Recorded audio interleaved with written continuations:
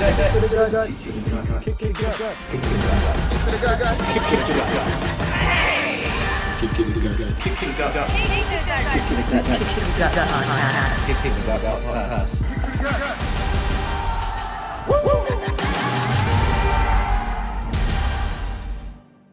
podcast sucks!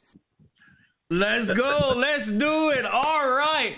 How friggin' I can't even fake it, bro. I can't fake it. Like I was gonna be all like, come on, just tell me how you really feel, bro. How pumped up. Okay, you know what? Before we start anything, chat. I know chat is very lively today. What's up, everybody in chat? I hope you're all doing well. Edison, Irvin, Jin Long, Jason, Rishi. I see all of you. Everyone's busy buzzing about Survivor Series. Initial reactions upon 10. Give me your score right now. Go ahead in chat. Give us your scores right now because we don't want to like sway your judgment. I want your initial raw, see what I did there?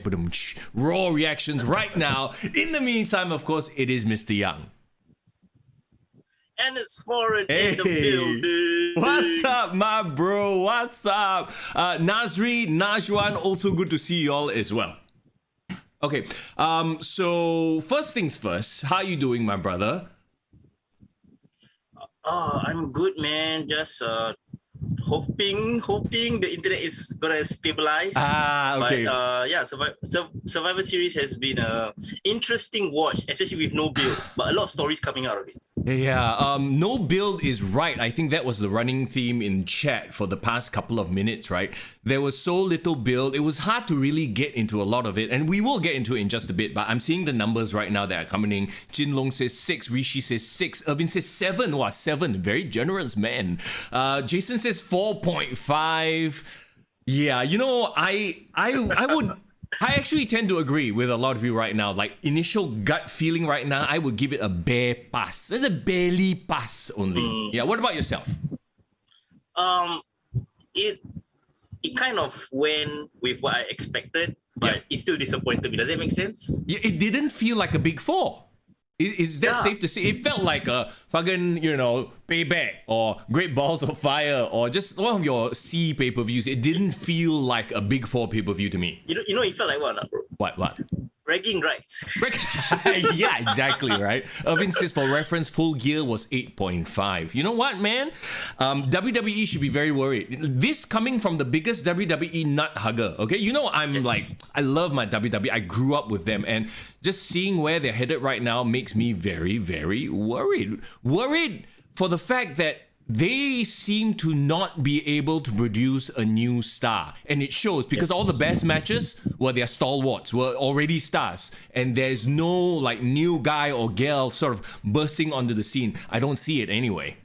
I mean, we gotta talk about Big E's performance as well. I mean, there was a couple of people that showed out, but you're right. Like for me, okay, I tell you some of the people that make me happy, like Randy Orton. I think just for the acknowledgement of how his longevity, apparently the most pay-per-view matches in history for anyone, surpassing Kane. Like you said, Roman Reigns is already a bona fide star, so he's a draw. So we have to admit that. Hey, bro, hold on. Is there like a fan blowing at your mic? I hear a lot of. Yeah. It's a little bit noisy, so I'm gonna be a little sweaty then. I'll switch off the fan. Okay. Sweaty foreign, ladies and gentlemen. Yes, sweaty foreign. Yeah. But yeah, back to what I was saying. Yeah, so like a lot of the stars, like you say, were established. There was one, I think, kind of like a star-making performance. Austin Theory, I thought, did a really good job in his match. Like, I mean, okay, they tried to highlight him. I think he's coming into his character, but he's still fresh and young. You know what I mean? Yeah, it's like fresh baby face. Yeah, you see the heel. I mean, yeah, you see the potential there, but it's not really quite there yet. Jason says, if WWE hasn't given me a reason to care, why should I care?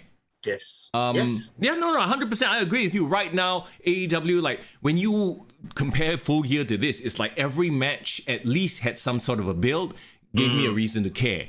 A lot of the match, I dare say 70% of matches on Survivor Series, it's like, okay, I could be taking a shit. I could be it just felt like there was a lot of toilet break, which is not good.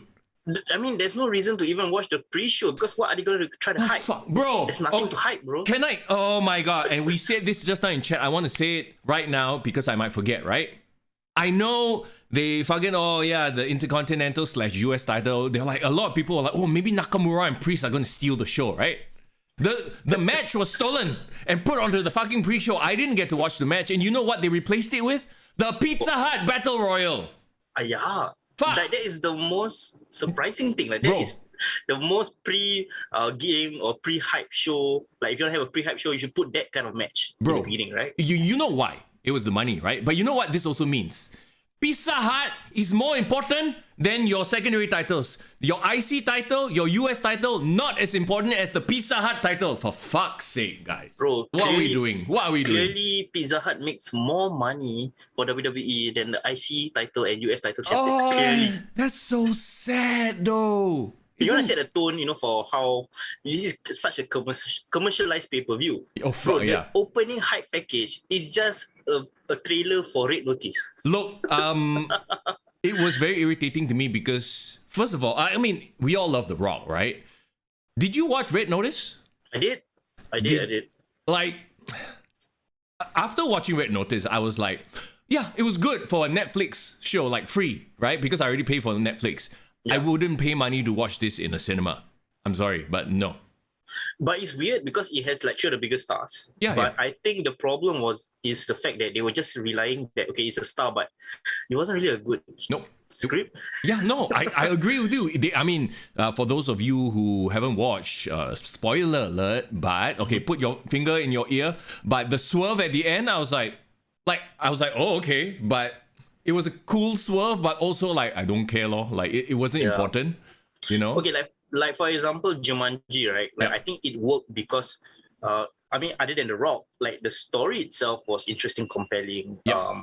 And there were so many memorable characters. Like everyone like kind of showed out in the movie. Yeah. But I think the problem with this one is like they try to play against type. Like they try to make Gal Gadot a villain. Yeah. Hey, bro, we all of a sudden become movie reviewers, Bro, we do everything in this podcast. Bro. Okay, I have to say this, right? Last week, as you know, I was recovering from COVID. I am officially COVID-free, by the way. I'm Congrats. allowed Put some to... applause, bro. Oh, Put some yeah. applause.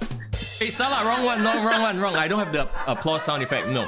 Okay, laughter for you recovering, bro. I am allowed out back in the world and I don't need to take ARTs anymore, which is, awesome. Oh, okay. So you take ARTs every single day? Yeah, I don't need to take ART now because I'm like resistant to the COVID. I'm stronger. Anyway, okay. Sidetrack, right? Stonk. Red Notice was just a very bland movie. I feel like Ryan Reynolds needs to take some time off to fix his back because he carried the whole goddamn movie. Right? I'm sorry, but The Rock, he can only act one type, and that's badass ass kicker, the Hobbs character. Every other role he tries to pull off, it feels fake. It feels forced. I mean, like you talk about Ryan Reynolds, bro. I enjoyed his standalone movie on Disney Plus. Free Guy. Free Guy, yes. Bro. Free Guy is very good. That was so like I don't know. I just think that okay, even though people think Ryan Reynolds is just one type of character, he can only play Deadpool, right? I think he's so smart. Like he knows how to market it and make it.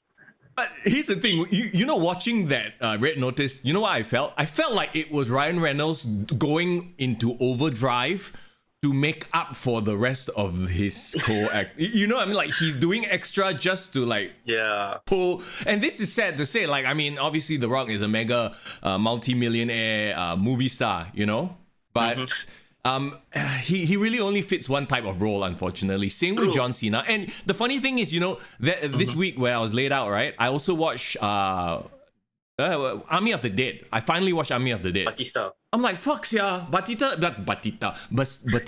easy for me to say, is really the best of the bunch as far as an actor. He is because how he approached going to Hollywood is different from the rest of them.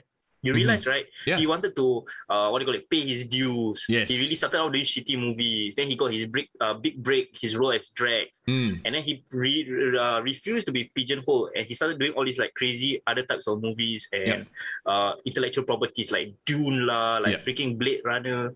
I mean, he is hobnobbing with like proper Oscar-winning directors, and The Rock, he just become his own brand. Yeah, he went straight to the top and using his Value. name status. That's it, name value, exactly. So good to see you, by the way.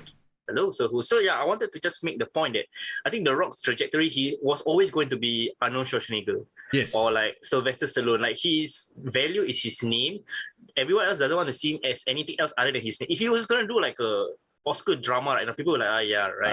Come on. yeah. Rishi says John Cena has a little range. When you mean little, do you mean like very like okay? You know where John Cena sits for me? His best role is comedic. Comedic lah. Basically, like when he tries to overact intensity, it comes across as fake to me. Like in Fast and Furious 9. I mean, he looked badass, but there wasn't much emoting because the second he emotes too much, it looks very forced. Whereas but I do have to say in Suicide Squad, towards the end when he showed his like heel evil character, it was kind of menacing. There was remember when he killed Joel Kinnaman's character. So I think with the right guidance, I think he can. Like the Peacemaker was perfect for him. You know, he's like a big fat badass, but also a bit of a joke, a bit over the top, which is very fitting to his John Cena WWE character lah. So, oh my God, The Rock was good in Jungle Cruise. No, bro, I disagree. I finally watched Jungle Cruise as well. My wife actually switched it on. I didn't want to watch it. Wife started watching it. I was watching it. I was like, the more it went on, I was like, this is so bad. And so both it of made us Emma Blunt look bad lah. No, it made Emma Blunt look like amazing because she's very good. So like I cannot. Anyway, sorry, we completely sidetracked and talked about acting. Last question on this The Rock as actor situation. Do you realize one thing, bro? What's that? In every movie with The Rock, right, no one talks about the director. Do you realize something? Because that's not important. No, because he never works with A-list directors. Oh yeah. Can you imagine The Rock working for Christopher Nolan or freaking like Martin Scorsese? You think they want to hire someone like The Rock? Wow, shots fired. And then again, we've been firing so many shots. Hey, it's Rock 25. Okay, we've been talking shit about The Rock. Sorry, we're supposed to talk about how great he is. Okay, sorry. Carry on. Oh, Emily Blunt, what did we say? No, we said that Emily Blunt is an amazing actress, but does she save the movie, or does being with The Rock drag her down? I think the whole movie was a bit like yuck. Anyway, Shang-Chi is free on Disney Plus. Go watch that. Much better movie. Anyway. You know, super random. For it, Mr. Young talking all about his week resting at home. Let's talk. Hey, Tovakin, how are you doing, by the way? Let's talk about Survivor Series then. And let's go. Let's talk about the blandness that was. Okay, we you know what? Right from the start, right from the get-go, we mentioned that WWE seemed to have this huge problem promoting or creating new stars. So you had your first match and your last match being the best matches. They were all by established stars. I was a bit surprised that they started off the pay-per-view with this, but I guess it makes sense. Maybe Charlotte Flair really wanted to go home early. But it was Becky Lynch versus Charlotte Flair, Raw Women's Champ versus Smackdown Women's Champ. To me, this was the most well-built feud, only because these two already have history, and then plus you added on that little like backstage dirt sheet stuff, which, you know, at this point, I'm like, I feel like they're working the dirt sheets. What do you think? I feel like they do have animosity with each other, but like all the best rivalries in WWE, you need to have a bit of a dislike, but it's not enough to derail a match. Like I feel like if you can have animosity towards each other and still deliver a great match, that's like the perfect combination to me. Yeah, so like for example, like The Rock and Triple H, there was like noted animosity that they both didn't like each other particularly, but that really fueled how they fought against each other. And of course, Shawn Michaels and Bret Hart as an example. Yes. Because I feel like if you hate someone too much, you wouldn't sell for the other person, right? Yeah, you make them look bad on purpose.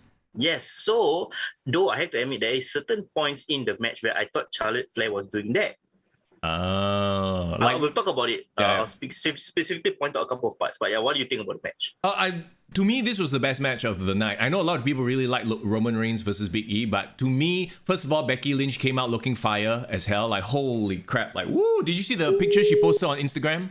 Bro, I was looking outfit and I was like, damn, she's straight fire. Let me show everybody. If you don't know what I'm talking about, right? This is you're not gonna share it directly on your computer, right? No. This is not me thirsting, okay? But this is what Becky posted on her own Instagram. See, bro, now because of this, our YouTube video is under adult guidelines. Hey, hello, what adult? It's just a little bit of meat. Like, oh wow, it's Becky, a very Alexa Bliss outfit, you know what I mean? Right. No, both her and Charlotte Flair were going for that same like underbutt. Is that a thing now, underbutt? Anyway, I don't know, bro. Don't ask me. Rishi says he thinks it was a work. Oh, is it? Yeah, the way the WWE okay. was so public about it. Yeah, to Foreign's point, I think it is a bit of a, like there's a hint of a shoot, but they make it into a work. Or the other way around, yeah. Did anyone here on the chat watch like WWE's the Bill series? The what? You see? What is the bill? So they have this new show on the WWE Network, but they also have it on their YouTube page where like it's like, you know, like AEW have like the road to something. So now they have this series called The Bill to, and then it's like it's like the main rivalry leading up to one of the main shows. So in this case, The Bill to Survivor Series was them highlighting Charlotte Flair and Becky Lynch, but they did it in a very boxing promo kind of package, very UFC style, which I really like, and I think that did the best job. And I wish that was shown more on like the main shows on Raw, because it really like I felt like now I felt hyped by just that 3-minute video had me more hyped than weeks of the build-up. Right. The crowd was way behind Becky Lynch as well. So you had your immediate de facto face heel dynamic, like, even though technically they're both heels, right? Yeah, it's so funny, right? But then again, we never wanted to boo Becky Lynch when she returned. I think we've talked about this before. Becky Lynch has reached that next level where she's neither heel nor face. She, no matter what she does, she'll be cheered because she's cool. Yes. And I think no matter what, we all will hate Charlotte Flair because she's hateable. Yeah. She has all the perfect heel ingredients plus the hint of, I may leave or I'm too good for this shit. And it makes even especially the internet fans hate her. And whether she's working it or it's a shoot, it works for her character lah. Yeah. But you know, can I just try and be more empathetic towards Charlotte Flair? Like, it must be really tough for her, because I know for a fact that she does want to live up to her dad's legacy. Or I think she surpassed it. Yeah. But no matter what, people will always not give her credit for the work that she's put in. Yeah. No matter what. Well, I mean, it depends also on like this whole quote unquote attitude thing. If it's really, you know, what it is lah. But if she become more attitudinal because how people treat her, I don't blame her. True that. I think a lot of, like, okay, for example, if the crowd and the audience has been shitting on her for so long, for this hard age and become like antisocial towards everyone and be an asshole back, I think that's like normal human nature, right? Yeah, then like, what does that say about John Cena? John Cena is more of a man than anyone will ever give him credit for. There you go. Miss Eva, it's good to see you. How are you doing? Hey, are we getting new audiences on the chat? Heck yeah. Welcome everybody. We're talking about Survivor Series. So like I said, this to me was the best match of the night. Started off the pay-per-view hot, literally, metaphorically, everything. I will say this. I don't know if you noticed this, but Pat McAfee was fucking annoying this pay-per-view. That's the thing. I feel like he's overdoing. Pat McAfee always rides that lightning bolt. You know what I mean? Yeah. Like him being annoying is sometimes gives the injection of like freshness to the commentary. But maybe a lot of people have been complimenting him a lot, and he's really going full out. Yeah, and now he's crossed the line into, okay, what the hell are you even saying? It almost feels like sometimes his co-commentators are like, what the fuck? Like annoyed. Almost like, you know, do you remember when Booker T was one of the commentators and the commentators were like, what the fuck are you talking? You know, they had moments like that. Shucky ducky quack quack. So yeah, I think he might have to dial it down just a hair. The thing is, I know because they mix and match all the commentators, right? Yeah. Like all of us, like it was very obvious to me. Jimmy Smits and Pat McAfee stood out. Like a sore thumb. No, Byron was actually really like, I actually appreciated Byron after you had this pairing of Jimmy Smits, Byron Saxton, and Pat McAfee. I was like, whoa, Byron Saxton is the one who actually sounds like he's controlling things, or like the stable one. Whereas Jimmy Smits, he's still trying to find his voice. He's not like fucking Adnan Vert, terrible, but he's not really there yet. You know what I mean? But Jimmy Smith has the potential to be like Mauro Ronaldo, in my opinion. Yes. I feel he has the personality, and like the audience does trust his legit background, you know, in commentary. But I think the problem with Pat McAfee is that he is a bit too much trying to interject or impart his own brand into the comedy. Does that make sense? Rishi brings up a very good point. It's such a WWE thing to do. You do one thing well and then they double down on it until it sucks. That could be it. You could have Vince. McAfee, yeah, it could be Vince McMahon in the back loving what he's doing. Say, do more. Give me more. You know how Vince will be. Also, Fias Grinder, it's good to see you, my man. How are you? Hello, yes. Okay. Survivor Series was so meh, he says, besides the main event, the first and the last match. Agree with you 100%. Go. I hear from a couple of people that the only reason they want to watch Survivor Series or is so that they can hang out on this podcast and shit about it. I heard for the grapevine. I hate going big already. That's it. Anyway, yeah. So to me, the commentating on this pay-per-view made me appreciate Byron Saxton and Corey Graves and Michael Cole so much more. Like Corey Graves, to me, is the one that is really pulling the narrative towards, all right, let's talk about what's going on, except for when Carmella comes out. But that one, okay lah, you know. I mean, he had to be a bit more partial lah at that point in time. Yeah. but let me say, like, and you also said before, like, he is the best modern day commentator. I think the great thing about heel Corey Graves, I mean Corey Graves in general, remember when he was healing it up, he also found it a bit annoying as well, but I think now he has found the perfect groove where he can still show a bit of that heel tendencies or partials to the heel, but as well as that sense of objectivity. Yeah, I agree with you 100%. Yeah, except for when it comes to his own girlfriend lah. Then that one he's all in. But I get it lah. You know, okay, hey, I would overhype too if you know Carmella. Like, whoa. Quick question, bro. Sure. Who has the better stable of commentators there, WWE or AEW? WWE for sure. Like I know a lot of people like AEW. No. To me, Corey Graves. You give me one Corey Graves versus. Ooh, maybe Taz. Corey Graves and Taz. Oh my god, that would be like dream team. Yeah, I think so too. I think Corey Graves and Taz will really bounce off well with each other. I think both of them will respect each other. I'm trying to like think of, you know, I love Chris Jericho. No, he's not. He's overdoing it. No, he's on not. Commentary. Ricky Starks is like, why is he even on commentary? He is not a commentator for sure. No, he's a good heel like promo guy, but commentator no. JR needs to take a break and recover because he has like some skin cancer issues, right? Yeah. So you can tell his heart is not in it already, and the guy is sick. I don't know if it's a thing of like he needs this to distract him, but I feel like it shows in the commentary. And Shivani has gotten worse. I swear, it sounds like he's just repeating and saying things that's happening on the screen, a little bit like Pat McAfee, which is very fucking annoying. A lot of criticism towards Tony Schiavone very recently. I think Jim Cornette also as well. Like he left the business for 20 years. So when he was never really a long lifer in wrestling, right? Yeah. And when he got back, he was given an opportunity by Tony Khan. He was like he was grateful, and at first I was very happy to see him back, and he was doing so many things for them. You know, he was doing interviews, he was commentating backstage stuff.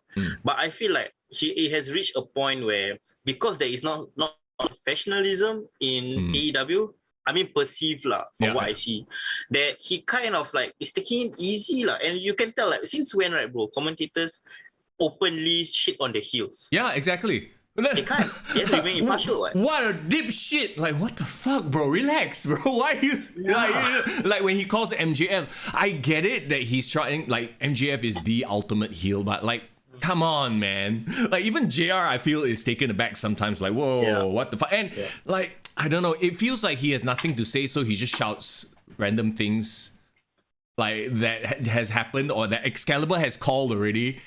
Yeah, and then he'll just repeat it. Oh, he did, like, oh, okay, yeah, I get it. You want to sound like you're there, you know? And Pat McAfee does the same thing once in a while also. I feel like you said, I know they're trying to put a lot of their bandwagon behind Excalibur. Excalibur has shown improvement, let's be fair and be honest. But the problem with Excalibur is he sometimes nerd out too much. Yeah.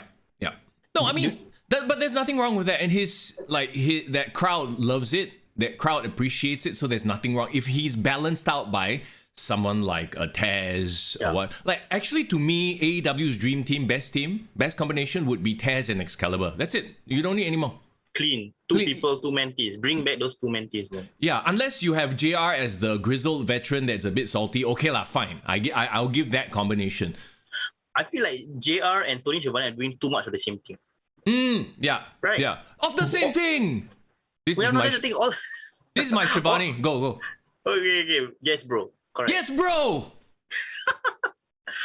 No, Sing. do you agree that all of them are trying to be the lead commentator? No one's trying to be the analyst. No one's trying to be the analyst. Correct. That's why he died. He fucking ripped. Oh. Okay, this podcast is gonna be 4 hours long because everything that's gonna be discussed is gonna be times 2. Times 2. Okay. Sorry. I'm just a little. I'm excited because I'm full of energy again. I don't have the COVID anymore, so I have a lot of energy to give out. Are you gonna be able to get out of the house? Have you left the house yet? Yeah. No, I went out yesterday. Yesterday 12 noon, I was released from my cage. Anyway, I apologize to chat for the extra energy. Irvin says Wade Barrett is better than everyone in AEW. Ooh, we never even talk about the NXT commentators. Okay lah, maybe not. Like I would still pick Taz over Wade, but that's a good point. Yeah. I mean, come on, let's see who else. Oh, who's the guy beside him? The a bit bland looking guy, but I think he did good job. Is it Vic Joseph? Vic Joseph, he's not bad. Yes, Beth Phoenix has really come into her own as well. She's evolved. The NXT actually announced crew is very good. It's just too bad the NXT show is horse shit now. So why not they just kick out Tony Schiavone and bring in Tom Phillips? I mean, he's free, right? Oh yeah, what's Tom Phillips doing? No idea, man. But I gotta check out on him soon. Okay, you know it's bad. Survivor Series was bad when you're like talking about other shit. Let's get back. I'm sorry, apologize to chat. I think let's go back to the review. Yeah. Becky Lynch looking insane. It was it started out as a fight. Like, you could tell the animosity. They really sold it. It was like a fight that broke out into a wrestling match. It's the opposite of what usually happens. Yeah, which I didn't mind. And then there was like this weird roll-up finish. Like Charlotte tried to cheat, but Becky out-cheated her. So yeah, cool. I liked it. Great match. One thing, like I said, like some of them showed a bit of heel tendency. A bit of shoot tendencies was, there is one part where Becky tried to go up to do a leg drop. Yeah. And she stepped over Charlotte, and Charlotte actually held her leg. Oh. And then do you see how he like literally stomped a mud hole in her ass? Yep. You can't fake that shit, bro. Well, I don't know why the common denominator here is Charlotte, because the last time that happened was with Nia Jax, remember? Yeah. So I think Charlotte's getting salty. Maybe these rumors are true. Anyway, shall we move on? Yes, let's move on. We just finished the first match, bro. That was the best match, really. It's all downhill from here, people. Team Raw versus Team Smackdown. Kevin so he's proving the fans right by just walking out. Yeah. What did you think of that development? I mean, Kevin Steen incoming 2022. Let's go. In AEW, right? Okay, like I was actually quite surprised that this match was the second on the card.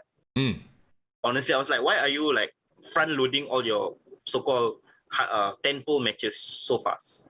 But is this really a tentpole match? Is it? Even without the hype, the traditional men's Survivor Series elimination match should be a featured spot. You notice, the two traditional Survivor Series matches were in the shit spots. It was after the first match, toilet break, and the before main event, toilet break. Weird, huh? Weird. Well, it goes to show the Survivor Series match has become like the TLC or the Elimination Chamber. It's there for the sake of being there and not there to support a feud or several feuds. I mean, okay, even with that, so many conditions going like against them, I felt like I was very surprised by who were the final two. Yeah, sure. And who was highlighted in the matches. Like, you had people like Drew McIntyre, Bobby Lashley, all more or less taking up spaces instead of being the main story of the match. Well, I guess, first of all, we already know they've already had their moment in the sun to shine. In a way, like, they were champions and they still want to keep them strong, so they counted them out. I was like, oh, okay, I get what's going on. So they all cancelled out based on that. Okay, ultimately, it just felt like this match was there to have a match, and that's it. There was no ramifications. It was a vegetarian match. I did not like it. Vegetarian, huh? Okay, no stakes. despite like the shit that WWE has been treating Jeff Hardy, the crowd says otherwise, bro. Yeah, I was actually very surprised. And this was a very good crowd, by the way. They were popping at stuff. They were like, this is awesome. I freaking appreciated this crowd. Sometimes you get shit crowds. A good crowd makes a card better. But unfortunately, the card wasn't that great to begin with. But yeah, they were cheering the hell out of Jeff Hardy. The problem is... I can't... Oh, that's a very good point Irvin just brought up, by the way. Consequences can't carry forward because this is a one-off brand versus brand. Well, then they should have been promoting brand versus brand because none of this felt like brand. Like, once again, no stakes. Who was it who put out that if just give it so that like the people who survive, the sole survivors get a better draw in the Royal Rumble, or give Xavier Woods. Xavier Woods, there you go. Give some sort of benefit. Like, make it so that if Team Raw wins, Raw superstars get the first 15 draws in Royal Rumble, or the last 15. You know what I mean? Yeah, or like if I think another great idea I heard was like, okay, whichever team wins, every single member will have a shot at the title in the next few weeks. So like they have to do like a gauntlet match for the champion. Yeah, you see, well, I mean, here's the thing. There are 1,000,001 ways to create this like stakes, but the WWE has been so lazy. Can we agree? Their story writing has been so lazy. They are so lazy, and you know what's the worst part? I was listening to and watching all the videos that was so-called hyping up the event, right? So they had like BT Sports, Ariel Helwani interviewed Paul Heyman, interviewed Becky Lynch, and then like you had like BT Sports, I think like all these people from England interviewing Big E, and then Big E went on Complex. You know, like they had really great promotional spots. Like they appeared on Jimmy Fallon, appeared on Stephen Colbert. But then, like, no one gave a shit because, like, I give you two examples, right? Roman Reigns appeared on Jimmy Fallon. It was a one-on-one interview. They love Roman Reigns because Roman Reigns has grown into his own and he comes across very confident on the show. If I was like a casual fan, I was like, hey, this guy looks cool. I will check him out. Like, he did a great job. And when I was looking at the comments, like, a lot of girls was just saying he was hot. Okay. So that's good. But Stephen Colbert, they did like a segment. They had like staff members from Stephen Colbert and ask random questions to the WWE superstars, and it was in front of a live audience. No one reacted to anyone. Like Randy Orton was in it, and Randy Orton was the one that got like the mildest pop. Like it's more of like a recognition. But they came across as so lame and bland, and like I just felt so bad because like this is supposed to be the top stars in WWE, but no one in the mainstream knows anything about that. Nope, they have not been able to build mainstream stars that they can market, and this is a problem. This is a huge problem. Chad is talking about Jeff Hardy right now, and she mentions he can't get behind Jeff Hardy. He needs to move on. He's had his time. You know what? As much as I hate to agree, I will agree, and I will add that he looked like shit this match. Like he's off. Like maybe because I grew up watching Jeff Hardy, Team Extreme. He was doing all the cool moves and stuff. Now all his moves seem lame and sloppy and slow. I mean, the fact that he's even doing any of this at his age, I think is still amazing.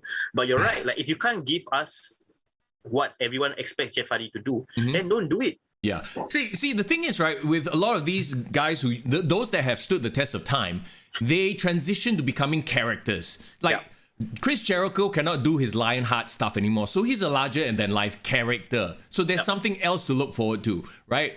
Like in the ring, I mean, look at who you had in the ring. You had Seth, you had Finn, you had Austin Theory, you had Woods, you had like so many people who are way more athletic. Jeff just seemed one step too slow in this whole match, even though the crowd still loves him.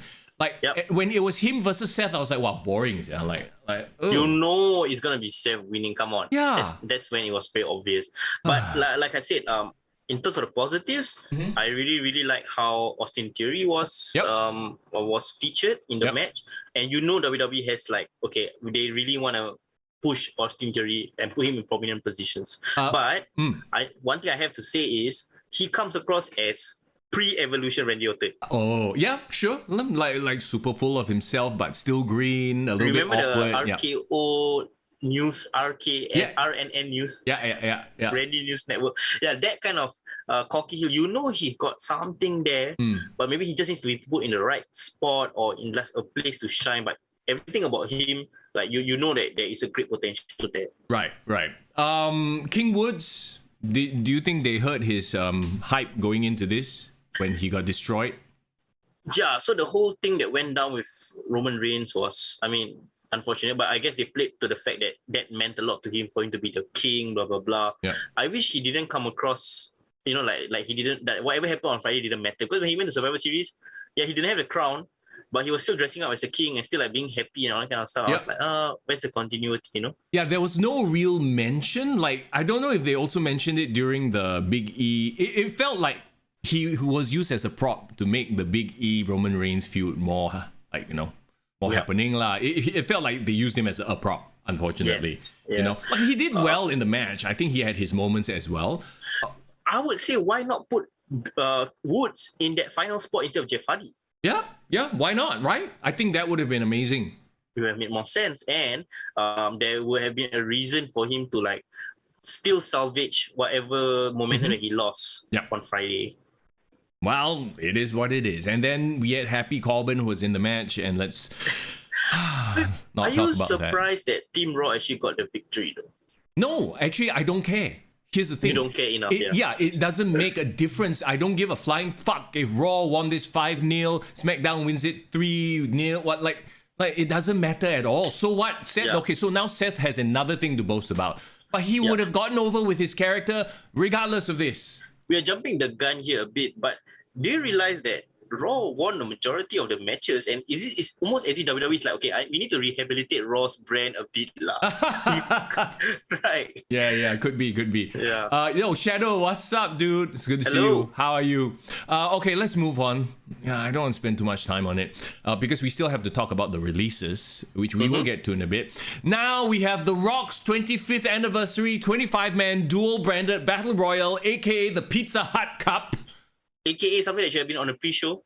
AKA, why are you sullying The Rock's name here? Like, I don't even want to talk about this fucking pile of horse shit.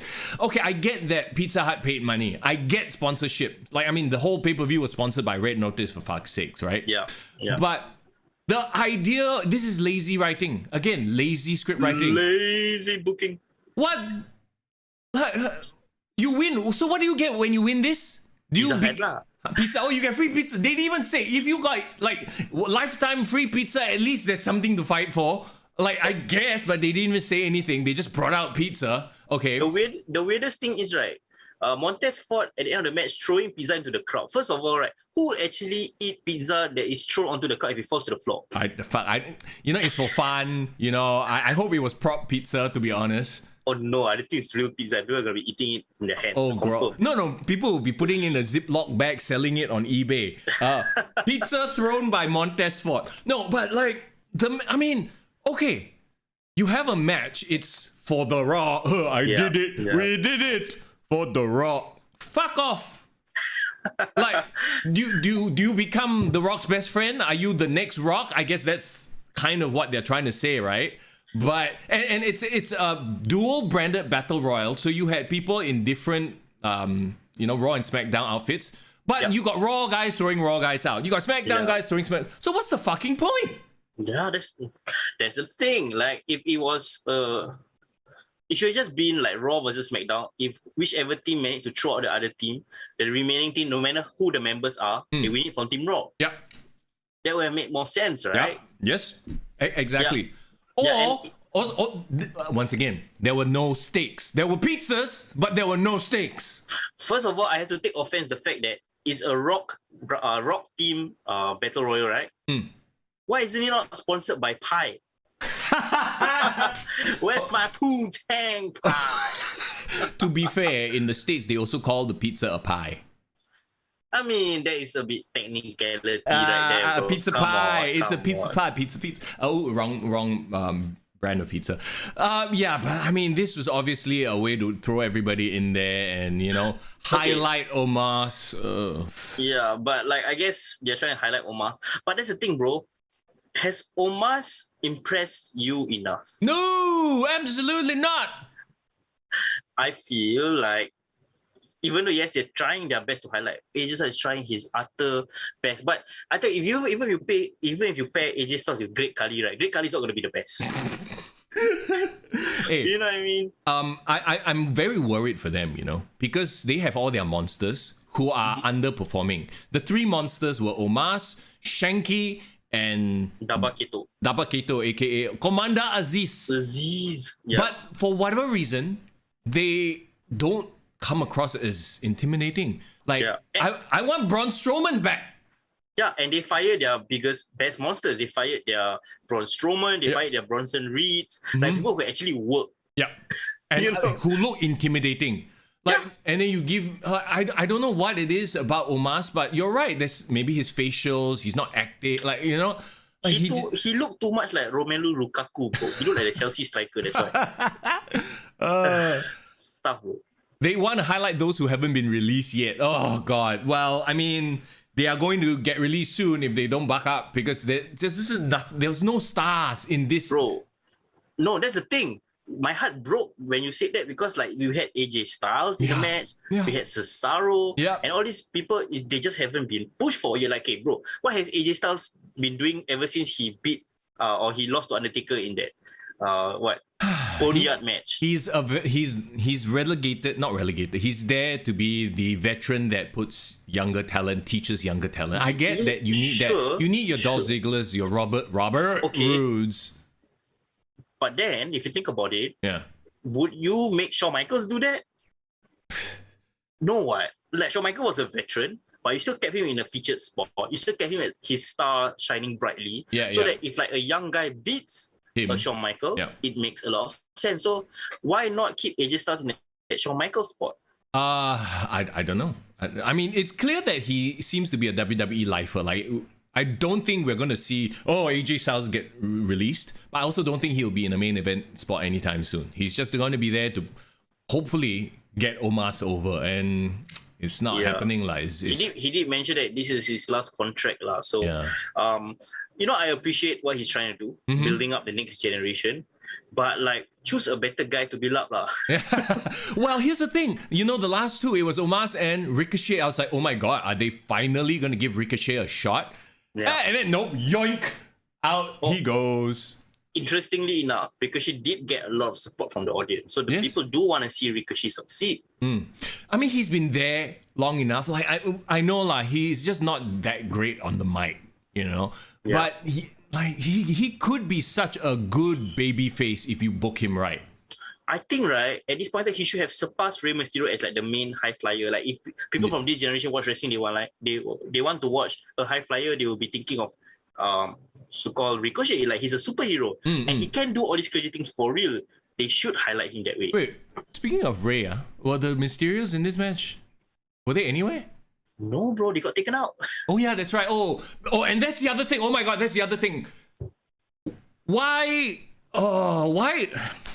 are Johnny Sins and Sonya Deville so fucking invested in this Survivor Series? We need to have the best team. They've been going on and replacing people, but they're doing it on both sides. They both look after both teams. I know, it doesn't make sense. Like, okay, I ask WWE is to give me something that makes sense. If you just give me one scene, fucking 10 seconds, Vince McMahon.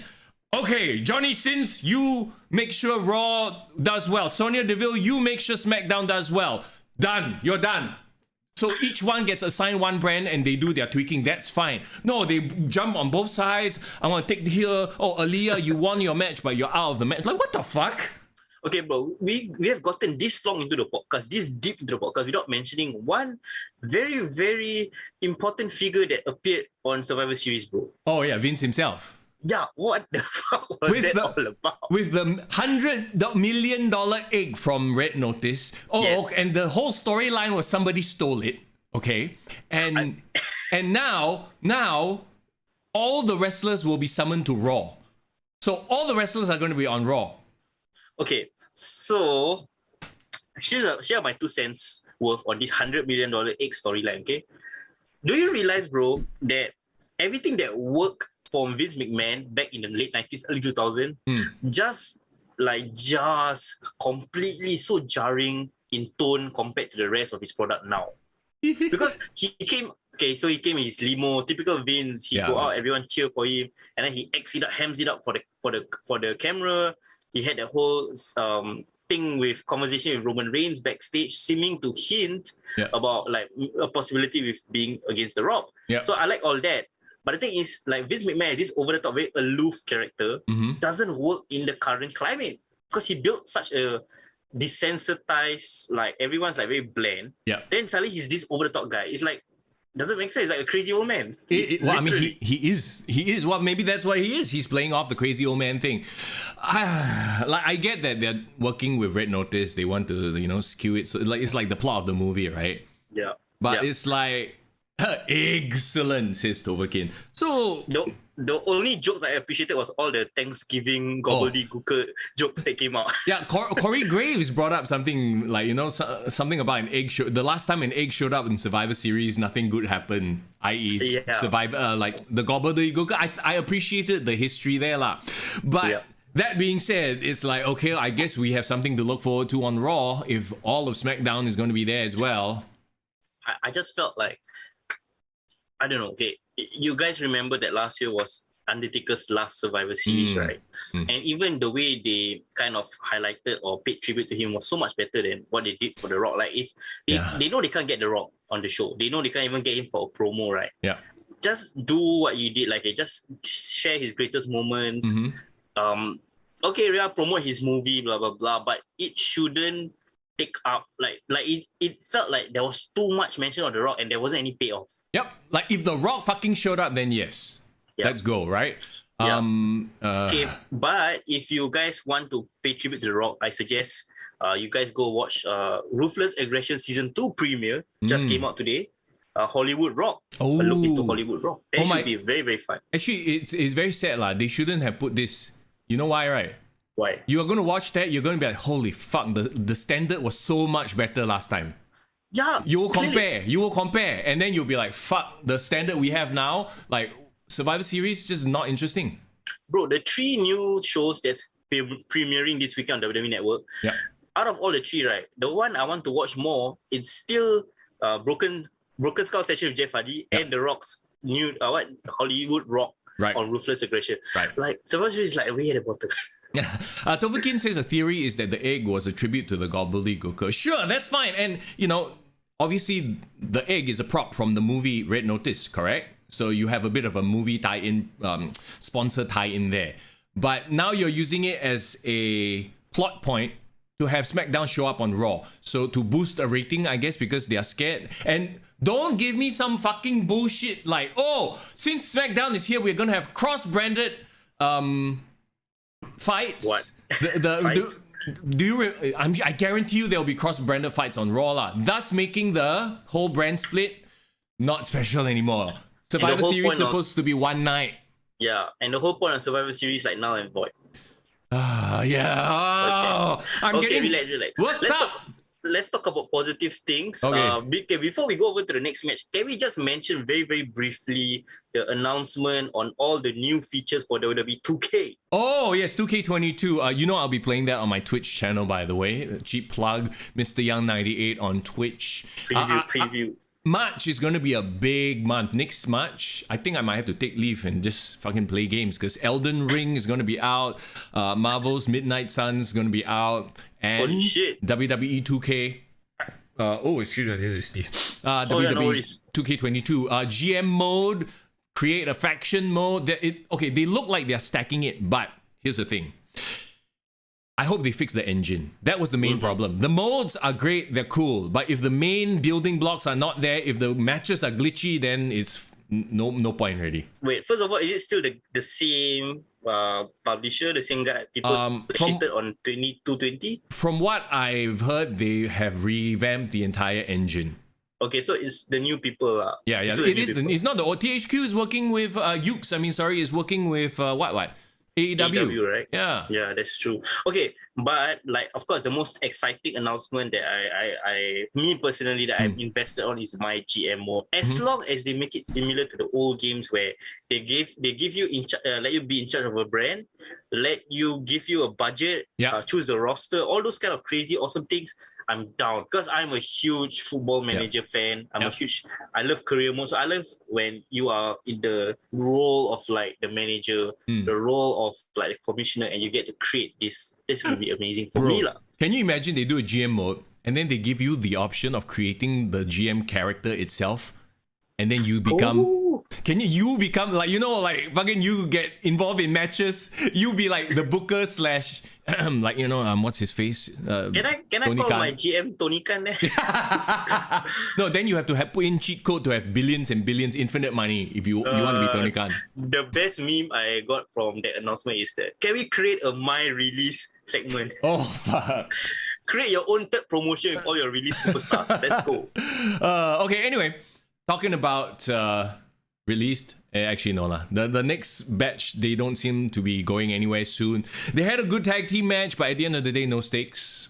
Yes, I no guess stakes. if you want to say the draw was SmackDown versus Raw, I guess you could say that. But personally, I didn't feel it. RK Bro versus the Usos, and RK Bro won. Yeah, I mean, okay. To be honest, even without the stakes, even if this was essentially an exhibition match, but I genuinely love both tag teams. Yeah. Like in a promotion where tag teams are not highlighted at all, these two are the most over tag teams they have, and they are literally over. Like, I would put them on the, like, I would love to see Team RK Bro fight someone from AEW because I think they will really do a good representation of WWE. Right. Jimmy Uso, of course, tag team specialist. And I think what I like about this match was they seem to have, Team RK Bro, I mean, they seem to have their routine perfected. Like, they know that they're gonna let Riddle play the babyface in peril. Randy Orton will come in and save the day. And you know, Randy Orton's matches is very show-stopping, like very highlight reel. You want to watch him for how is he gonna do up his RKO, right? Yeah. Can we talk about his longevity though, bro? Sure. Yeah. Yeah, man. Like what? I think the number that I got was apparently he has surpassed Kane and had 170 pay-per-view matches in history. 170, bro. That is like over 20 years. Incredible. Come on, man. And remember, like, he was supposed to be that guy who was unreliable at one point. He was supposed to be the young guy in the roster. Yeah. Young punk, and you know, but now he's become this like stalwart of the WWE. Somebody said to me on DM saying that the only person from the Attitude Era that's still left in the company is really enough only Jeff Hardy. Yeah, that's true. And the only person left from the Ruthless Aggression era is Randy Orton.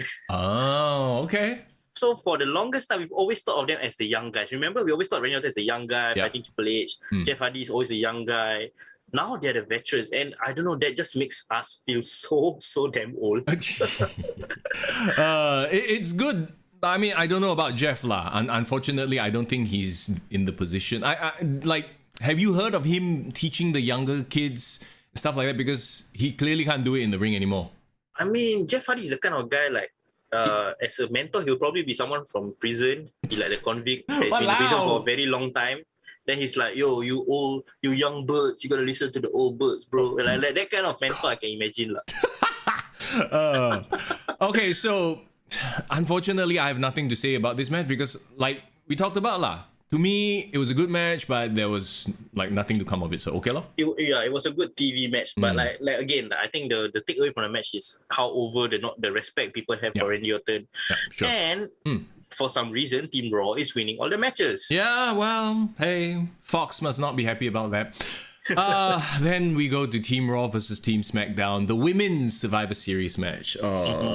Remember this? At this point in time, I had work stuff to settle, so my mind was really taken out of it. But you know what? I don't think I missed that much. Please, Mr. Young, can you did not miss much. Look, I'm sorry, but there is just something about the only like Toni Storm and Bianca Belair stood out to me because I think A, they wanted to highlight them, and B, they can work. You notice I did not say Sasha Banks because I don't know what it is about this program with Shotzi.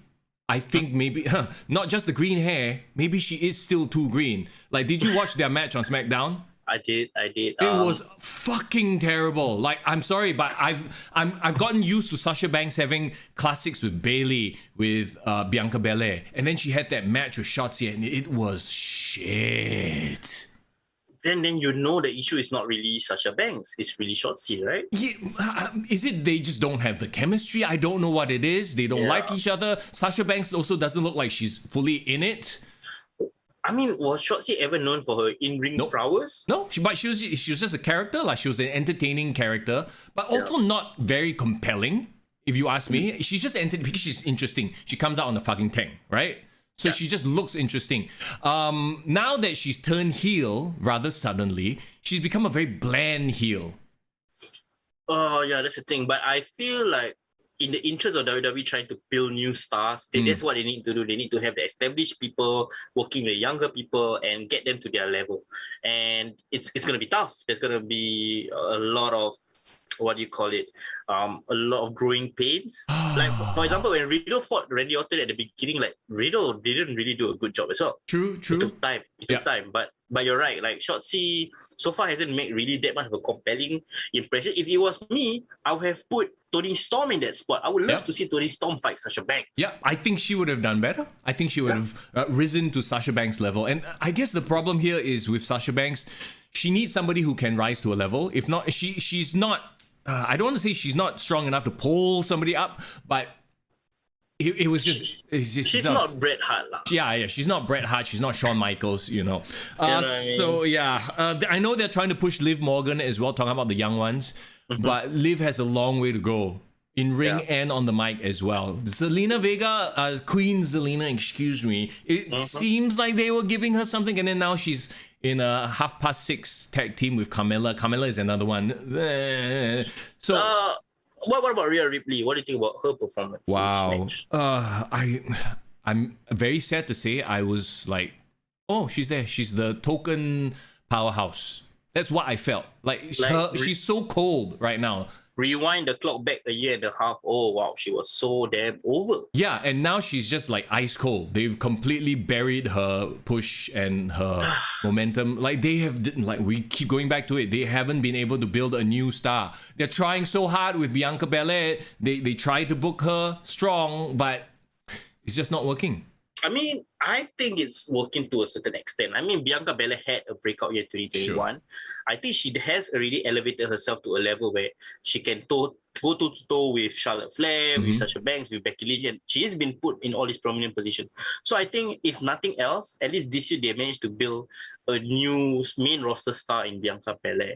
But I think what you're trying to imply is probably Bianca Belair's rise, I think, was there in spite of WWE's idiosyncrasies. You get what I mean? Sure. Yeah, I see what you mean. Like, she's gonna be a star regardless. Shayna Baszler, remember when the crowd was actually supporting her to get to the main event? Yeah. And then now she's just part of the team. You know, she's part of the team. And then of course there's Natalia who will always be there.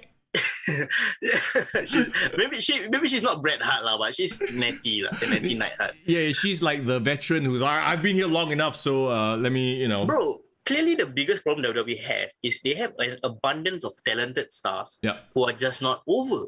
Yep, not over. No one can deny that they have potential, great ability, blah blah blah. But the number, if you count on the roster, how many people are over, right? Wow, I think you get less than 10 people in my opinion. And here's the thing, you have people who could be over, release. Bye-bye. We haven't even talked about Hit Row. We're gonna pay Mr. Young by mentioning their names. I'm so tired, bro. Okay. Anyway, yeah, it was a shit show. I don't even remember who won anymore. Bro, fucking Bianca Belair, Team Raw won. Remember, everyone from Team Raw won. Correct. Yeah. Because Bianca Belair. I was just eyeballing the match. I knew the result, bro. Yeah. Like, I watched the match. I rolled my eyes many times. It was a bit of a botch fest. They have too much green, and those that weren't green weren't strong enough to pull it up. You need to bring back Bayley. I hope Bayley gets back soon. Yeah, I mean, I miss Bayley a lot, and also I feel like you said, like they've been pushing the same people for so many years, even in the women's division. That now they have to go through these growing pains. They have to build up under new stars, put them in this position, see where they sing or swing. But what sucks is they are just not ready. And you had something with Nikki Cross. You had a little bit like there was a bit of a groundswell and died immediately. why the hell Nikki Cross is not in this match. I will never understand. Yeah, like what did they think? Oh, 2 weeks. That's it. That's all we're gonna give you, and then transitionary champion. Circling back to the first match, to the men's Survivor Series match. Yeah. Remember, for a couple of weeks they were trying to tease who is gonna be the final member of Smackdown. Oh yeah. Yeah. Then we get a one-time Sheamus. I mean, okay, Sheamus actually did really, really well in the match. No, in my he opinion. did. Yeah, he looked To good. be fair, And he looked good, and he came across as the veteran. Yeah, pairing him with Ridge Holland, I think both from the UK. Bruisers, yeah. Sure. They can drink together. But that's the point. Like, I don't know. I felt like if it was me and Team Raw had like a newbie breakout star in Austin Theory, they should have put someone in that position that could have used that momentum. Bro, but even Austin Theory being on the team was so cock. Do you remember what happened? The ending? Yeah, he came out to beat up one of the Mysterios. Adam Pearce actually came out. It's like, okay, I'm taking you out of the match, Ray, for reasons. Yeah. What? Okay. Then Austin Theory comes in, beats up Ray. You know what? You, what the fuck? Like, you making shit up on the fly? No, that's one thing that sucked about it. But what made it even worse, do you remember? That was the final moments of Raw, the main event. Yeah, it was right after the Rey Mysterio vs. Lashley match. I tell you, the crowd went mild. It was. Who's writing this shit? Who? Okay. Mr. Young, you know what? WWE is gonna be taking a break. No, there's no pay-per-views this year. Other than War Games. Okay, War Games which feature NXT 2.0 talent, so it's not gonna count. I issue you a challenge, Mr. Young. Oh god, yeah. I issue you a challenge. Okay, you know what? Let's build it up from here. Leading up towards WWE 2K22's release, right, bro? I want you and I want me to become general managers of our respective brands and let us book Raw and SmackDown all the way up until March. I think we can do a better job, bro. You become GM of Raw, I become GM of SmackDown, whatever it is. What the fuck, bro? I tell you what, we will fucking do better matches, and I tell you, the way we'll do it will be much better. You want to bet? You know what? Sure, why not, right? But here's the thing. You know what I think is going to happen tomorrow on Raw? What? The wild card rule. Fucking, if you got Vince McMahon bringing both rosters together, he's going to pull some bullshit. Some bullshit's happening tomorrow, okay? I have no idea, man. Okay, well, we'll wait until Raw tomorrow. Yeah. But I tell you, bro, I issue the challenge. I tell you, people in chat, let us know. Who do you want us to be GM of for which show? And then we go build our talent and then we build our storyline. I think we can give more compelling shit. You take Impact, I take NXT 2.0. No, but I'm kidding. Let's move on to the main event. Let's go. Roman Reigns with Paul Heyman. They teased Brock Lesnar might be around, by the way, or something like that, right? They teased that his suspension is up.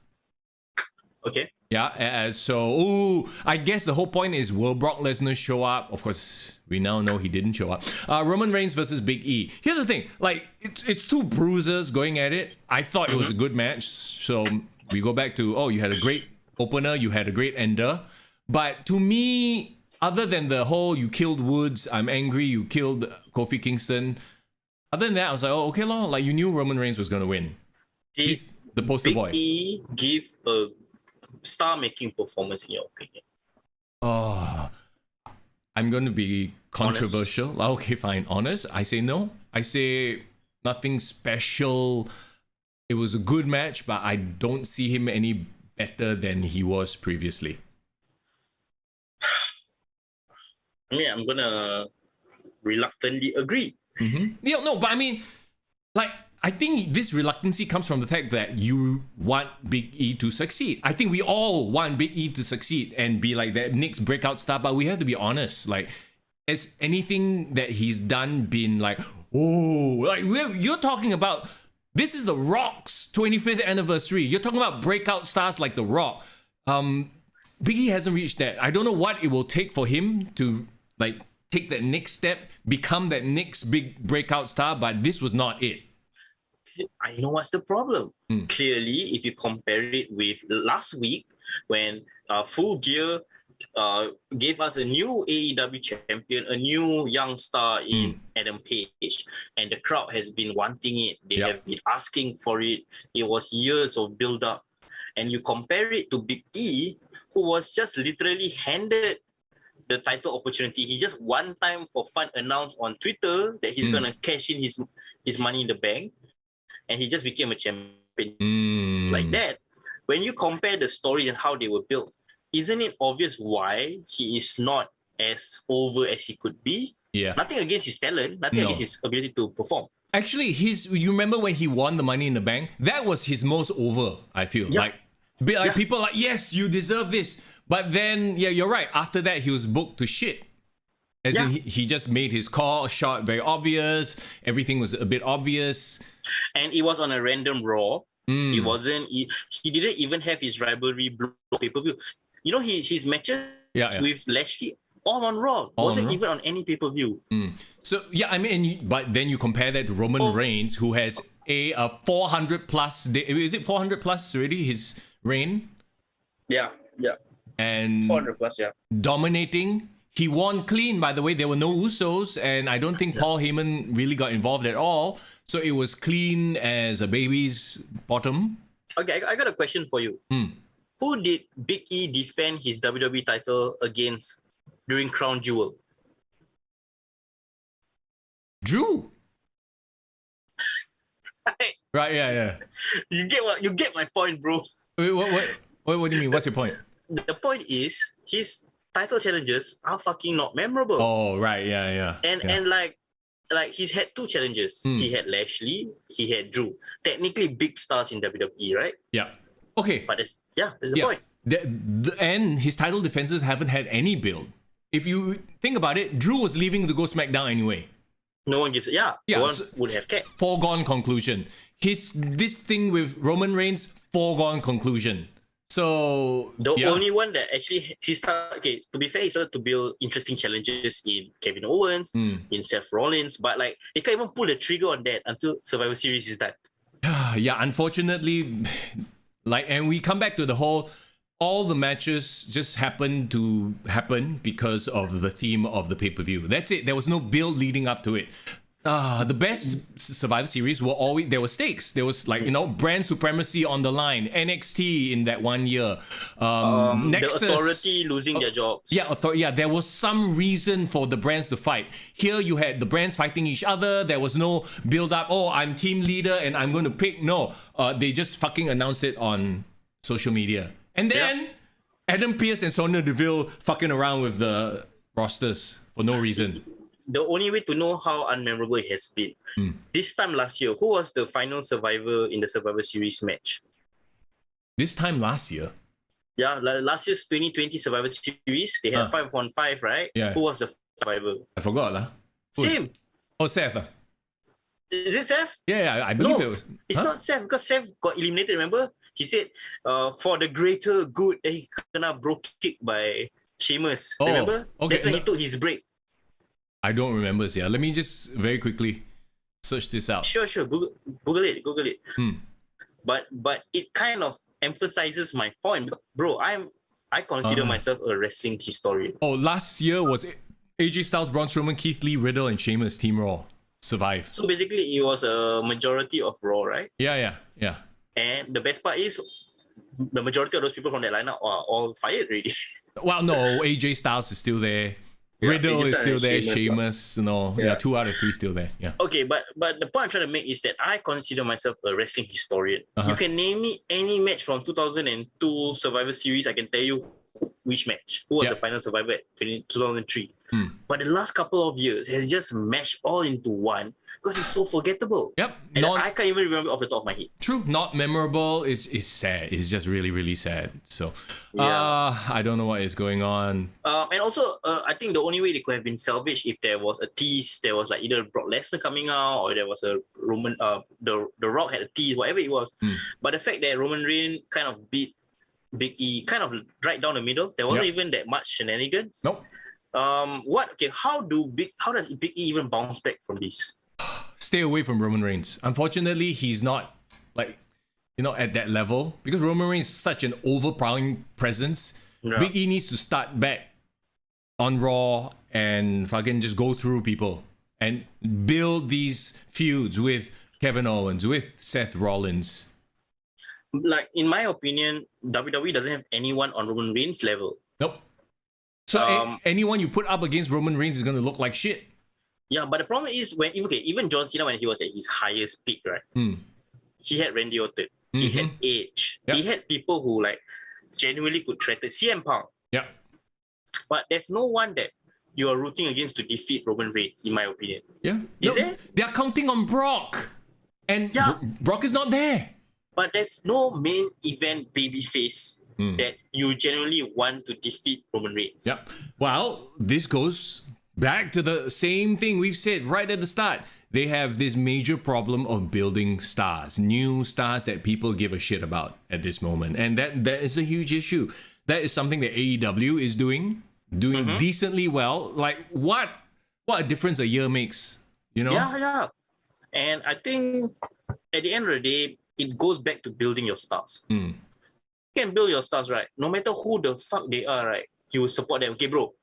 Give you best example. 2019, who would think that Dark Order would be one of the most over factions in AEW? Right. They started out as a bunch of jobbers. Fucking joke.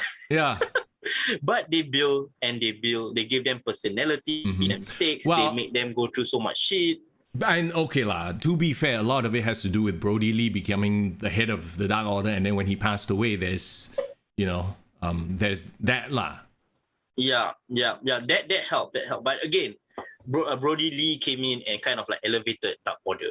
The point is, I feel he has this problem where they give up on things too soon. They don't have no long-term planning. Yep. And I feel their so-called, in my opinion, biggest and most over things that have happened in their company, all from accidents, happy accidents. Happy Corbin? Yes, like very, very similar. Happy Corbin was an accident, in my opinion. Yeah, like, well, listen, here's the thing. They did the poor Corbin. That was a happy accident. Then they made him happy, and now they're shoving him down our throats in the worst way possible. Yeah, who was the one in chat that said that WWE has this big problem of if something does well, they just double down on it. Yeah, and they shove it straight down our throats to a point where it's disgusting and nobody likes it anymore. Yeah. Let's look ahead then. I think as much as I hate to say it, we need to get people caring and rooting for Big E again. We need to take the title off of him. Give it to Seth. Let Seth be the conniving heel that he is, and let him be dastardly. Let him, to fucking take his eye. Take Big E's eye, or give Big E some sort of Achilles heel, something like that. I agree with you, because I believe that Seth Rollins, in his iteration right now, in his character, he's most interesting, and I think he gets the title based on his hard work. But the problem is, he's too interesting to the point where he might overshadow Big E. Because people were fucking like, and like dancing. It's quite entertaining. So he's reached that level of he's a heel. We know he's a bad guy, but we also like him because he's so interesting and funny. Side topic, does anyone feel like moshing every time he song? Because I really feel like I want to go into a mosh pit and start like moshing. Oh, really? No, the next part. Okay. Anyway, that aside. Well, but I believe that's better, bro. I think I always believe in this quote, rising tides lifts all boats, right? That's what they say, right? Lifts all boats, yeah. Yeah, so you make Seth Rollins so fucking that Big E has no choice but to reach to that level. Yeah. If not, he won't get the title. It's as easy as that. Yeah, sure. I agree with you 100%. Yeah. See, we just spent 2 minutes booking this and we've done a better job already. Nah. Okay. Armchair Seth booking, Rollins as a heel champion running Raw, especially if Kevin Owens is leaving, I think he would make a great heel champion to carry Raw into 2022, in my opinion. Yeah, and give somebody a reason to chase. Give us a reason to care about the chase, culminating at WrestleMania. Yeah. Fucking hell, we got Finn Balor there, we got AJ Styles, we got Randy Orton, we didn't even talk about Finn Balor at all. That's the thing. And Balor just came back to the main roster and just had an awesome run on NXT. I don't know whether they have squandered his momentum, but I still have hope that he can be salvaged. Optimism in me. Irvin says, does Seth need a stooge? Well, he had a teammate that used to be his follower. Remember?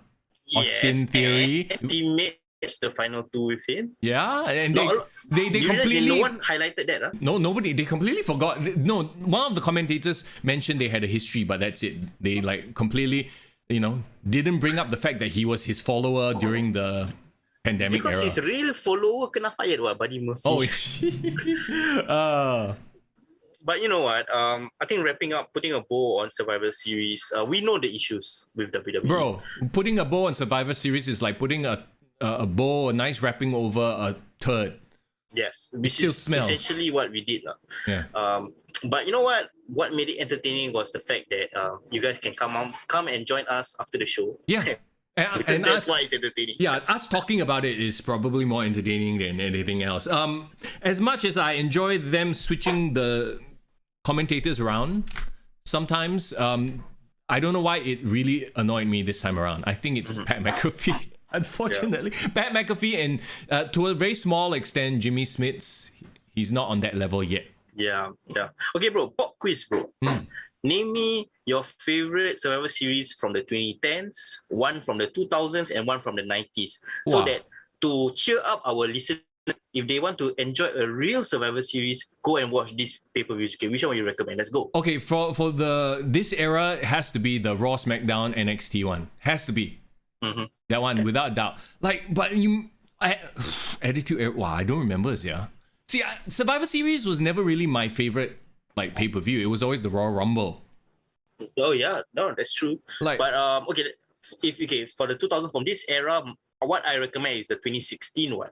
okay. That is the first era. That was like the first Survivor Series of the brand split, where they really had a proper blend split, and they really had Shane McMahon and Daniel Bryan with Team SmackDown. They had Mick Foley and Stephanie McMahon with Team Raw, and then they had that crazy first match of Goldberg back against Brock Lesnar. Oh, right, yeah. Yeah, so there was a lot of interest. Like that made it feel like a Survivor Series with Raw versus SmackDown. So Yeah. that's why I would choose. But okay, in the 2000s, there was actually a couple of really, really good. Do you remember anyone that stood out to you in particular? Not really. I can give a couple. Like 2002, the debut of the Elimination Chamber. Okay. Shawn Michaels winning the title, and of course, another big thing that happened was 2003. Remember they had the Team Angle. Austin. Oh, Yeah, Team Austin versus Team Bischoff, and then Team Angle versus Team Lesnar. Lesnar, yes. Yeah. Those were great people. And remember there was that Vince McMahon Undertaker buried alive match. Oh God, yes. I mean, but the point is, every match was interesting. They even had this crazy ass ambulance match. Kane and Shane McMahon. So if you ever want to watch, I think those two a little. Even like you, if you hated the Team Alliance whole storyline, Team Alliance versus Team WWE. Yeah. Star-studded match. Come on. It was. Yeah. So like, I tell you, those 5 pay-per-views is much better than anything you'll see now. Which is so sad. Like, given the amount of talent that we have right now that's in the WWE. Yeah. Even with the releasing Hit Row, with everyone that's gonna kick out of WWE, right? Even the ones that's left can still make a very compelling roster if they know how to book them. Yeah. I mean, there's never been a doubt that they have talent. It's just, what are they doing with it? All right, let's wash this bad taste in our mouth, wash it out with even more bad taste. I mean... Because now let's talk about the releases! You know what? I just want to touch on the releases because... did you feel it, bro? Do you feel numb to all these firings already? A little bit. But okay, to me, it really goes to show that it's like the departments are not talking to each other. They're looking at it purely on numbers and we need to cut X amount of money, so let's cut. They're not talking to the other department. Oh, who do you think is a future star? That kind of thing. I feel like these conversations are not being had, and it also really feels like there's a bunch of old farts up there making these decisions that I don't get this, therefore okay, we can release them. I don't get it. Case in point, okay, some, like, here's the thing with these releases, some of them is like, okay, obvious, it makes sense because they have no idea what to do with them. They haven't been on TV. It's just not working. Like, okay, Shane Thorne, aka what was he? Slapjack? Slapjack. He was Slapjack. Yeah, he was Slapjack, and then he just disappeared. I mean, I can get that because, you know, they had nothing for him. They didn't know what to do with him.